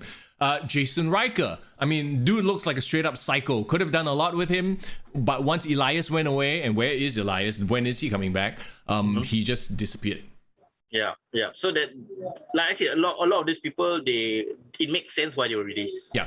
Drake Maverick. I mean, they tried to release him once. He cried on Instagram, and they hired him way back to his job. Yeah. This time around, though, he did not cry his way back. And he did a really, really great motivational promo to the point that even John Cena, shared it. He will land fine. I think he will go back to Impact. He will go back to wherever he's. Yeah, I mean, but once again, like, he wasn't doing anything. He wasn't even doing anything on 205. I don't think he was just showing up. But I agree. Whatever he was given, he made it work. He made it work. Yeah. Then you had Tegan Knox, who debuted on Smackdown with Shotzi. I think they fired the wrong one, bro. Tegan Knox could have worked. She could work. She could work. Only problem is she's perennially injured lah. She broken glass, bro. Actually, see, that's the thing. That's probably the reason they released her, because if she's never going to be around, then it's like no point lah in keeping her. So I get it. Unfortunately, yeah. Even John Morrison, I get. Because does this hurt you though? It hurts me because, like, you know, I've said this, he's the most underrated guy they've had. Like, he may not be the John Cena, you know, like the big main event guy, but at his age, he still looks amazing. He can, like, with Miz, he can cut decent, funny promos. He's a good second guy lah. His legacy, I think, for his return these last 2 years is probably like giving Bad Bunny the match of his life. Yeah, exactly. And I'll never forget him for that. And he's not like at his age, he's not a botch fest. You know, like, fuck. Yeah. You compare, actually, how much older is he compared to Jeff Hardy? No, Jeff Hardy is older than him. I think he's in his 41, but Jeff Hardy is 43. Oh, okay. But see, like, I feel like they're similar, but yet he looks a billion times better, you know? Yeah, I mean, he's shredded as fuck. Yeah, and he can still do the moves. He can still fly high because, you know, he's a parkour guy. And yeah, he could have been a good mid-card guy for sure. You know what? I honestly would really like to see both him and Frankie Monet, aka Taya Valkyrie, in AEW. Yeah, as a couple, because I mean they are married in real life, so as a couple, yes. And I just feel like Frankie Monet would definitely benefit the AEW women's division. Yeah, and I think Jomo would be a great veteran to having good matches with like the young high flyers like Dante Martin, Leo Rush. You know what I mean? So I think that would be a great landing spot for them. But like I said, he's probably going to go to like one of the Lucha. Triple R. Actually, is Lucha Underground still around? No. Yeah, disbanded. But it's such a shame because he had a great legacy there. So he'll do fine. You know, there's no problem. He's got acting also, so I'm sure there's no problem here. Like, it's just what a shame. You know, like I'm a huge fan. But the biggest and like I said, I get it. He's not being used to do anything at all. You know, the one big moment he had was at SummerSlam, and it fell flat as fuck. Remember him and The Miz trying to shoot water? Do you remember that abomination? Oh my god, I have deleted it from my memory. Thanks, bro, for reminding. Maybe that's why after they saw that, they were like, you know, it killed his momentum dead lah. But hit row, hit Your guys. What they did on Arrival, bro? The moment it got released, what they did on Arrival? When they got to Smackdown? Yeah. I like, here's the thing. In my heart of hearts, I was like, as long as they let them be them. Remember, we kept saying that. As long as they let them be them. And on NXT, they were allowed to be themselves. They did the cypher, they rap, all that shit. But the second they go to SmackDown, now looking back, hindsight, right? It's like, of course they would have been released. They're never going to be allowed to be who they are. Never. What? They go to SmackDown, bro. Vince McMahon looked at them one time up and down and like, what do I do with them? Oh yeah, I already have a Street Profits. I really have a New Day. Like, oh, you're rapping. Oh, he doesn't get it. I guarantee you he doesn't get it. It doesn't. And the worst part is I thought they had like very diverse writers in the writers' room. Apparently Come not. on. Yeah, no, it's like, And it's not like they had stinker matches. Like, they barely had 2 matches on SmackDown. Yeah. The crowd was also going, hey, bro, it's catching on. You need to give this at least a few months. No, it's like, what's it? 2 weeks, 3 weeks, gone, done. One of the matches was a squash match. To be fair, Still, and they had a good interaction with Sami Zayn that I really like. My problem is if now they gonna fire from WWE, right? They can't use the IP of Hit Row in their future. So I tell you, they just killed the careers of these 3 people. Hit, deadlifts, or hit dumbbell press. Hit press. Hit press. I mean, if they even end up in the same place, they might get all split up. You know what I mean? Yeah. Is it me, bro, or who's the guy that Tima Adonis? T Adonis? Yeah. He look a bit like Killmonger. He look a bit like Michael B. Jordan. A bit, yeah, you're right. You know what I mean? Like, fuck, they got a good-looking black man. Come on, lah. And they got AJ, who was on that Treasure show, so some people know who he is. He's a big guy. He can rap. He can perform. He's good on the stick. Like, the fact that Swerve Scott is like the best out of all of them. Yeah. And then they got rid of all 3. Like, why? You didn't even you didn't even give them a chance to sink or swim. That's my problem with it. Like, you know. Yeah, the worst is like after BFAB left, they had photos and promotional pictures of just the 3 of them. Like, we're gonna continue this, you're gonna do that, and they get fired also. Like, what the fish? Somebody like, bro, it's very obvious lah. The WWE writers right now, or maybe not even the writers. Maybe it's Vince out of touch. You know, like the writers can pitch things, but if Vince is like, what is this? No, and then the writers will never pitch something like that again because they scared, man. They also are scared for their own job, right? But and at the end of the day, I feel that WWE will never, like, I don't think they can build any more new stars. They have not shown us that they can. No, they chop the legs off anybody that's mildly getting a reaction. They're like, no. That's the problem. Like, we've already predicted that if they never make an effort to build new stars, they're gonna reach a level where it's gonna be just Roman Reigns and a whole bunch of nobody. But bro, can we now talk about? I don't believe we missed it, but they promoted on Survivor Series. They played the vignette package on SmackDown, coming to SmackDown soon, bro. I'm excited for this shit. The Protector. Fuck lah, the Protector, Xia Li. I am my father's daughter. Hey, please, bro. She's trying, okay? she does her best. Okay, come on. Okay, first of all, right. Okay, in spite of how much we might have issues with Xia Li, the character, you can't say WWE is not putting effort in her promos and vignettes, bro. She's been having badass hype promos, like even going way back to her Tian Sha. Like her Tian Sha faction. You know the Mei Ying no more already, right? They're repackaging her again. I know, and her name was Wendy Chu. Wendy Chu. Like, what the fuck? Why is her name like a character from Crazy Rich Asians? I don't know what they are doing. They don't know what they are doing. It's like, okay, so fine, you get rid of the whole Tian Sha thing. She's a protector. You know, you give her a cool backstory like comic book. Like, bro, I tell you, confirm plus chop, right? One of the writers worked Shang-Chi. They're like, they confirm were like, Shang-Chi, big hit. Let's make the sister of Shang-Chi, the Xia Li character. Let's go. You know this is gonna be a clusterfuck, right? First, the problem is, first of all, she can't work. And then the crowd will turn on her. Or no, actually, if the crowd turn on her, that would be a good thing. Because at least you get reaction. Yeah. It's going to be so bland. It's so fabricated. Like this whole comic book thing. Like, there's nothing real about it, and she cannot connect. Okay, so Xia Li going there, it spells doom for Boa, spells doom for Mandy Ku. Yeah. Like, no one gives a damn about them. Because I think even as bland as Xia Li was, she was still the main draw of that faction. Yeah. This actually, I don't want to say it, but this doesn't bode well for Dante Chen. The way things are going in the WWE right now. You know what? My hope is that no one from main roster knows about Dante Chen for as long as possible. Yeah. Until he gets so fucking over in NXT. Yep.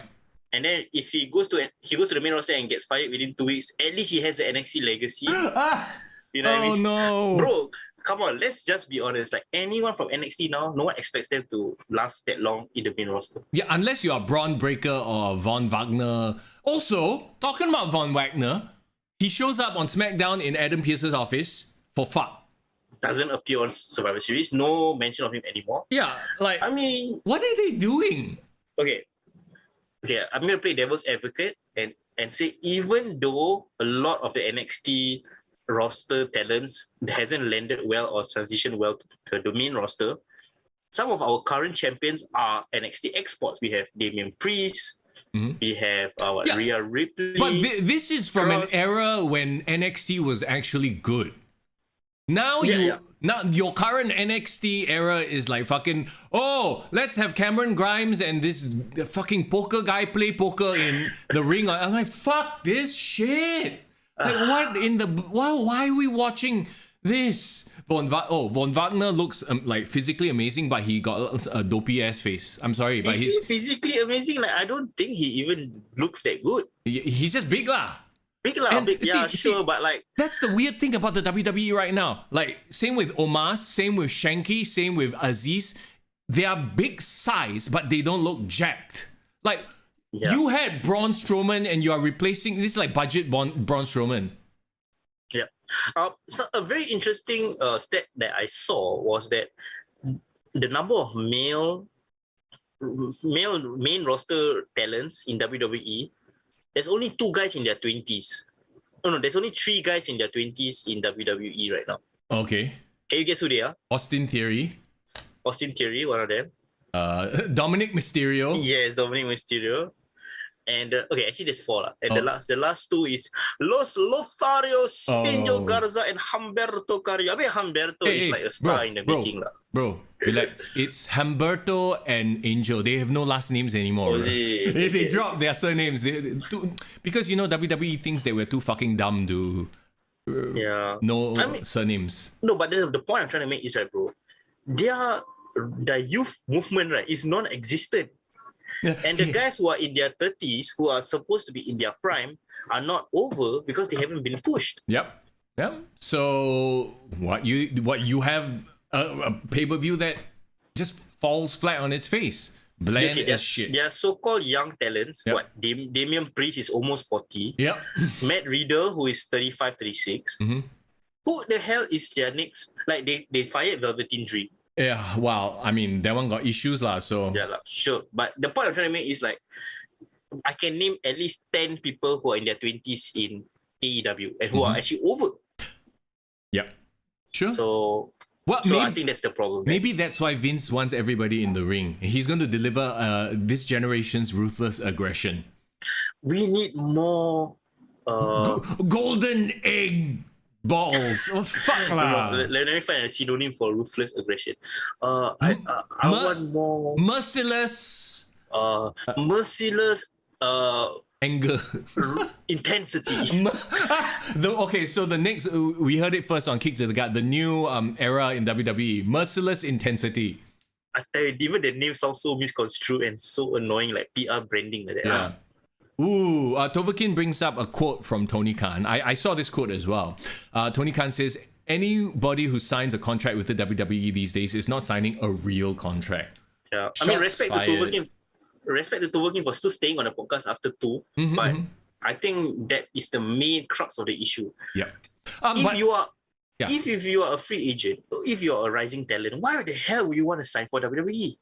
Then again, if you go to AEW and you're doing flip-floppity flies every single week, you might not have a very long career. And the thing is, they love to do all that shit, right? Some of these fellas putting their bodies on the line are never going to make it past Elevation. Yeah, so agree. There's that too. Yeah. My hope is that Gable Stevenson, I just hope he just becomes Kurt Angle 2.0. Okay. I really hope he takes to WWE like a duck to water. Yeah. That's going to be my guy in the future. I mean, Austin Theory, I think is kind of going to be my guy soon enough. Yeah. Other than that, Dominic Mysterio, he has issues lah. He's not there yet. I think what will put him over is his own dad. They need to feud. They need to build some sort of a father Next year, sons, WrestleMania. yeah, WrestleMania storyline where they build up to it and it's going to be emotional. They'll fucking cry in the ring, and Ray passes the torch, or maybe passes the mask on to Dominic. Yep. There's also been a lot of rumors that he's gonna inherit his dad's name, and call, because apparently Dominic wants to be called Prince Mysterio. Ooh, you can't be Prince when Finn is there. You can't be a prince. Who needs to be a prince when they can be a king? What's a king to a god?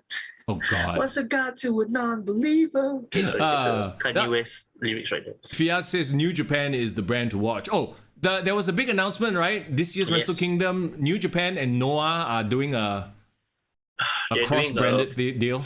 A co-branded promotion, co-branded show. I think, you know what New Japan is doing? Yeah. All the Japanese promotions are like, you know what, all this AEW and WWE is like taking a lot of their market share. Because just a couple of years ago, New Japan was the number 2. Yeah. Everyone's like, oh, you know what, I'm going to check out this new product from Asia. But then now AEW has cannibalized into their market. Yeah. So now they are like, okay, let's fight it all together. I mean, we are definitely going to watch Wrestle Kingdom lah, and you know, we do it every year. And it's always very weird because it's like, I personally don't have enough time to watch all, right? So I usually go into Wrestle Kingdom like with clean slate. Like, I have no idea who is who, what the build are, but we'll still watch it and enjoy it for wrestling's sake. Yeah, I mean, I appreciate like people like Najwan and a couple of people who keep sending me like New Japan updates, like just keep me in the loop what's going on. I would say I'm like you, bro. I'm a casual New Japan viewer, but I believe that New Japan, the thing that will really increase them, and I think they need to lower their ego, they need to work with AEW. That is the only way they can increase their profile in the UK, in the US, and out here in the rest of the world. Yeah, we've talked about this ad nauseum. AEW versus New Japan, that one pay-per-view will be like, what the fuck? It will be the pay-per-view that will send shockwaves, and it could be their WrestleMania, or like, people will definitely talk about it lah. Yeah, and of course, we've also mentioned it, and I told you that during my interview with Billy Gunn, that's what they want to work towards. They want to have a super show and get everyone, like from all the other promotions on the card. Because I think the great thing about AEW is they are not tied down to like, they have this rule, they cannot work with other promotions. Yeah. They are the opposite. They want to collaborate with everyone. So I think everyone will benefit from that arrangement. Tova Kim brings up a point about Dante Martin. I think in reference to us or me talking about, you know, them flip-flopping all around and stuff like that. He says Dante Martin is flip-flopping, flying around in AEW, and he's doing fine. You see, he's only doing fine because of the people around him. I dare say, because he's bland as fuck, right? And that's his whole gimmick anyway. Like, he's this fresh newbie, like, I don't know who to sign with. But he's only interesting because of the people around him trying to steal him, take him. Yeah. If he was just flip-flopping around, he would be on Dark Elevation with nobody caring. I think he needs to improve his personality, perhaps. You know, you got young guys, you cannot say he's too young and too inexperienced to not have a character, because MJF totally blows that notion out of the water. The thing is, his character is having no character, if that makes sense. His character is that he is this blank slate, right? That's being led around now by Leo Rush. I would even dare say Colton Gunn and Austin Gunn got more personality. Oh my god, so I watched Rampage, right? So you had Billy Gunn versus fucking Darby Allin. Oh, and then I love how social media, like, you know, AEW social media, you know, because they had the face-off Sting and Billy Gunn, right? So AEW social media is the face-off we never thought we wanted, but I'm like, I don't give a fuck about this. Yeah, we never wanted it. I still don't want it. Billy Gunn versus Sting. No, that's not interesting to me at all. Yeah. I mean, but kudos for you. Kudos to you for trying to imply that this is something big when it's not. Respect Billy Gunn lah. I mean, like, the guy is fucking jacked at almost 60. You know what? He even puts Goldberg to shame. He does. The way he can go. Yeah, he can go. And his body is better than Goldberg. And he's like 5 years older. Okay, now I remember the point of me bringing it up, right? Because he was there with his gun club, aka his kids. And the way that his kids were reacting on the side, you know, reminded me of who or not? Who? Rest in peace, Brian Crystal, The King's Grandmaster Sexay. Grandmaster Sexay. The way they Like, I'm like, oh my god, they better tone it down. If not, they're gonna get go away heat. I mean, I would like I say, it doesn't change my point that I think they have more personality than Dante Martin. Maybe it's too much. I don't know. Okay, but the point is, I think they're doing a great job ushering the new generation, like getting them comfortable in front of the camera. Yes. Like now you introduce us Dante Martin, Austin Gunn, Colton Gunn, Brian Pillman Jr. In 10 years' time, when they are more established stars, like you can point back to how, you see, even 10 years ago, AEW was already hinting that they're going to be something. Yeah. That's what we want. Yeah. Not getting fired after 3 months. Yeah. It's definitely something that we can all agree with. At this point, it looks like AEW is doing a better job at building their new talent, pushing them, putting them out there, and you have to, thank people like Daniel Bryan, CM Punk for being there. Like, I know, this was the plan all along.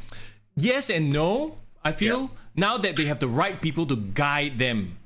Yeah. Okay, going forward, looking to winter is coming, I know that for the AEW, what we're looking forward most is how is Hangman Page gonna face off against Bryan Danielson. Yeah.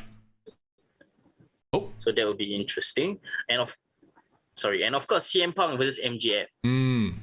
Yeah. So AEW has a lot of momentum going out of Full Gear. For WWE, what are you most looking forward to, bro? The build towards Royal Rumble, Like, I know Vinnie Mac he has to be dropping some big announcement on Raw. Even though the setup was dumb as fuck. Oh, somebody stole my egg. Yeah. And of course, the WWE is going to take a break in December. I think we will probably do a couple more episodes and maybe just take like a week or 2 off right before we restart again. Sure. For Wrestle Kingdom and the road to Royal Rumble. Can you believe it, bro? Season 4 has gone past 40 episodes. Woo! It's been way too much fun. That's why. Thank you to everyone in chat for being here, being part of the community and hanging out and making this like conversation so much more than just the two of us talking wrestling. Because, we got you guys here and stuff like that. Hey, do us a favor, by the way, if you haven't already, hit that like button and follow us. Subscribe if you haven't already on YouTube. Yeah, man. Please, guys, continue supporting the podcast because we hope in the new year we give you more exciting content. And we try to expand this YouTube channel, try to make more than just podcasts and live streams. We try to do more short form videos if possible. Try to get into it. Hopefully with more opportunity and more support. That's right. Jin Long says, guys, do a recap of the wrestling stuff of 2021. Last episode. Ooh. We'll look at it. We'll definitely do a best of. We can bring back our year-end awards, bro. Oh, year-end awards. Let's go. Yeah, we took a break last year, but I think it would be a great idea. We bring in our Kick to the Gut year-end 2021 awards. The highly regarded year-end awards. Unfortunately, there's no local wrestling to speak of. So I remember that was a lot of fun. Yeah, that was fun. But let's hope in 2022 the promotions SPW and Grapple Max comes back. But I think it will be a great time to look back at AEW and WWE. Oh yeah, lots to talk about. Anyway, guys, that's it. That's it for today, huh? Yes. I despite Survivor Series, hopefully there are interesting and fun things to come leading up to Royal Rumble, WrestleMania, Wrestle Kingdom. So the thing about wrestling is even if the product sucks, there's always something to talk about. So the community is what makes it great. So thank you for being here. Yes, thank you so much. And of course, next week we'll see what happens on Raw. We'll see what happens. What Vince McMahon says. Of course, AEW. Is coming. The Egg Cup. That's gonna be a thing. He's gonna create the Egg Cup. Try Wizard Tournament better, bro. Oh God, yeah. We'll see what comes of it, and I'm sure there'll be something for us to talk about. If you missed any of the episode, as always, it'll be up on the VOD on YouTube. Or if you just want to listen to us, don't want to see our faces, that's cool. You can always check out Spotify and Apple Podcasts, wherever you get your podcasts, and subscribe there as well. Yes, guys, thank you so much for joining us. A bit later than usual. Of course, you have to blame the pay-per-view for ending so late. You know what? They could have just eliminated the whole Survivor Series women's match, and I would have been fun, and it would have been ended at the right time. Just nice. Yeah, just nice. I think it would have been fun as well.